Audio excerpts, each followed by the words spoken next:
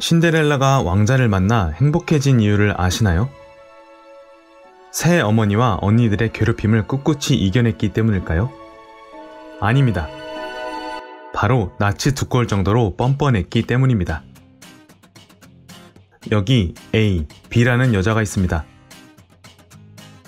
A는 주는 것에 능숙한 여자입니다.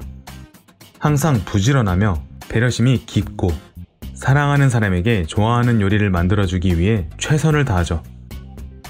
반면 B는 받는 것에 능숙한 여자입니다. 남자에게 아무것도 해주지 않으며 어딜 가도 손 하나 까딱하지 않죠. 가끔 애인에게 요리를 해줄 때가 있는데 그것은 본인이 먹고 싶어서, 본인이 요리하고 싶어서 하는 겁니다. 과연 둘 중 어떤 사람이 더 인기가 있고 연애, 인생이 모두 잘 풀릴까요? 답은 손 하나 까딱하지 않는 여자 B입니다. 여자 B와 같은 사람을 뺄셈 여성이라고 부릅니다. 이들은 받는 것을 너무나도 잘하죠. 애인에게 이것저것 많이 받아도 아무것도 해주지 않습니다. 그럼에도 언제나 사랑을 받죠. 반면 여자 A와 같은 사람을 덧셈 여성이라고 부르는데요. 이들은 뺄셈 여성과 달리 애인을 알뜰히 보살피고 챙겨주며 이것저것 더하기에 여념이 없습니다. 당신은 뺄셈 여성인가요? 덧셈 여성인가요? 이 질문 하나로 답을 알 수 있습니다. 애인이 당신의 어떤 점을 좋아한다고 느끼나요? 요리를 잘해서, 일을 열심히 해서, 최선을 다해서 이런 식의 대답을 냈다면 당신은 덧셈 여성입니다. 하지만 좋아하는 점이요? 글쎄요, 나니까 좋아하는 거죠 라고 대답했다면 당신은 고민할 것도 없이 뺄셈 여성입니다. 뺄셈 여성은 애인이 자신을 왜 좋아하는지 하나하나 생각하지 않습니다. 나니까 사랑받는다고 생각하죠. 이렇게만 들으면 뺄셈 여성이 정말 짜증나고 밥맛 떨어진다고 생각할 수 있습니다. 하지만 짜증은 잠시 내려놓고 뺄셈 여성과 덧셈 여성을 가만히 들여다봅시다. 무엇이 이들의 차이를 만들어내는 걸까요? 바로 자존감입니다. 뺄셈 여성은 얼굴이 그렇게 예쁘지도 않고 머리가 좋거나 일을 잘하지도 않습니다. 겉으로 보기엔 덧셈 여성보다 나을 게 없죠. 하지만 다른 것이 있다면 스스로를 너무나도 사랑하고 남에게 인정받으려고 하지 않으며 언제나 긍정적이라는 점입니다. 반대로 덧셈 여성은 타인에게 인정을 받아야 자신의 가치가 올라간다고 생각하기 때문에 항상 노력합니다. 어떻게든 챙겨주고 지켜주고 도와주려고 하죠. 남성들은 덧셈 여성에게 처음엔 고마운 마음을 갖지만 부담스럽고 불편한 행동 때문에 이들을 떠나고 맙니다. 덧셈 여성들과 깊은 대화를 나눠보았는데 이들이 이런 행동을 하는 이유는 놀랍게도 엄마라는 존재 때문이었습니다.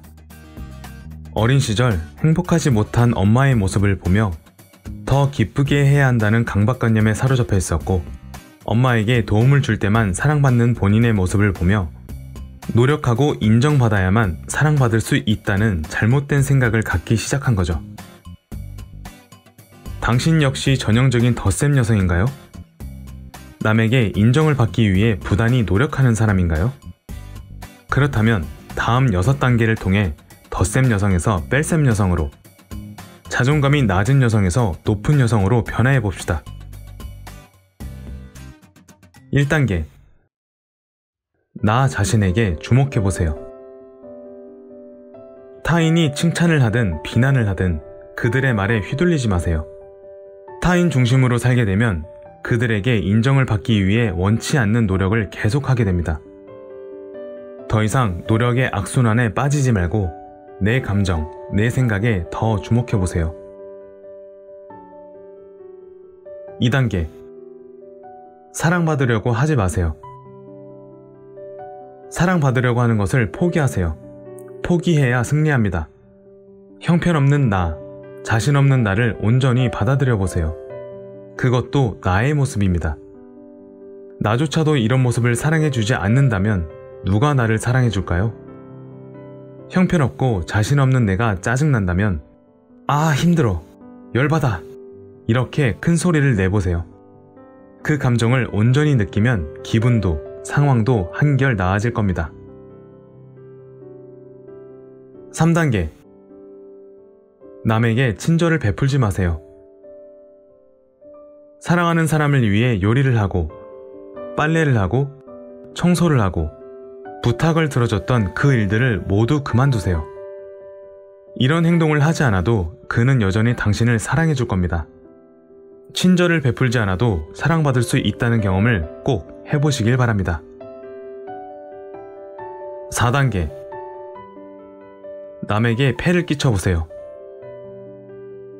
폐를 끼친다는 건 상대가 내게 도움을 주게 내버려 두라는 말과 같습니다. 당신이 남자친구를 위해 해왔던 일들을 반대로 그에게 해달라고 해보세요. 요리 좀 해달라고, 빨래 좀 해달라고, 청소 좀 깨끗이 해달라고 요청해보세요. 남자친구가 화날 것 같나요? 아니요.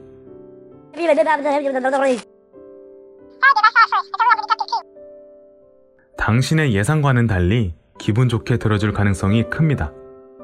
남자친구도 당신을 돕고 싶어 하기 때문이죠. 그가 당신을 도움으로써 기쁨을 느낄 수 있게 해보세요. 5단계. 엄마를 버리세요. 앞에서 말했듯이 덧셈 여성이 된 근본적인 이유는 엄마라는 존재 때문입니다. 엄마라는 존재를 다시 생각해 볼 필요가 있습니다. 그녀는 결코 불쌍한 삶을 살지 않았습니다. 그녀가 불쌍한 삶을 산 이유는 당신 스스로 그렇게 생각했기 때문이죠. 이런 착각으로 인해 타인을 도와야만 인정받고 사랑받을 수 있다는 생각이 자리 잡히게 된 겁니다. 내가 착각하고 있었다고 엄마의 인생은 행복했으며 더 이상 누군가를 행복하게 만들기 위해 노력할 필요가 없다는 걸 깨달으세요. 6단계. 어차피 난 사랑받고 있다고 외치세요. 혼자서 중얼거려 보세요. 어차피 나는 사랑받고 있어.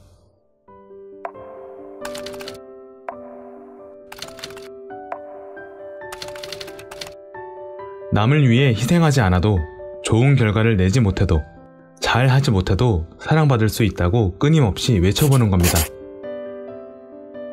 나는 잘 될 거라고, 사랑받을 거라고, 훌륭하다고 외치며 내 삶을 지배했던 입버릇과 사고방식을 바꿔주세요.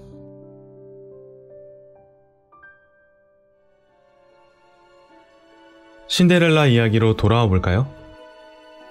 신데렐라가 왕자를 만난 이유는 뻔뻔했기 때문이라고 했죠. 그녀는 새 어머니와 새 언니들로부터 괴롭힘을 당할 때도 무도회에 가고 싶다고, 나도 왕자님을 만날 거라고 뻔뻔하게 말했습니다. 새 언니들이 드레스를 찢어 놓아도 주눅들지 않고 간절한 바람으로 쥐, 마법사, 요정 등 온갖 마법의 힘을 끌어들였죠.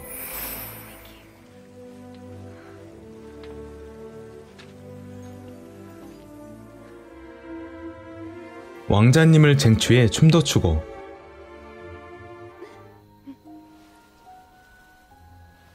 심지어 유리구두 한 짝을 떨어뜨리기까지 합니다.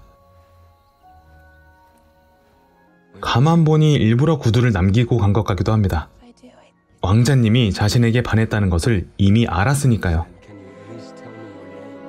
왕자님이 구두를 들고 찾아왔을 때도 누더기 옷을 입은 채 걸레질을 하고 있었지만 당당히 자신의 것이라고 말했습니다. 신데렐라는 이렇게 뻔뻔했기 때문에 왕자님을 만날 수 있었죠.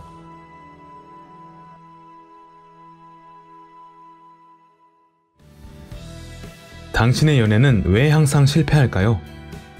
왜 형편없는 남자만 만나는 걸까요? 바로 뻔뻔하지 않기 때문입니다. 오늘부터 조금 더 뻔뻔해지세요. 타인에게 인정받으려고 노력하지 말고 자신 그대로의 모습을 인정하고 사랑해주세요. 당신이 뻔뻔해지면 뻔뻔해질수록 당신의 연애는 술술 잘 풀릴 거고 웃음이 가득한 미래가 펼쳐질 겁니다.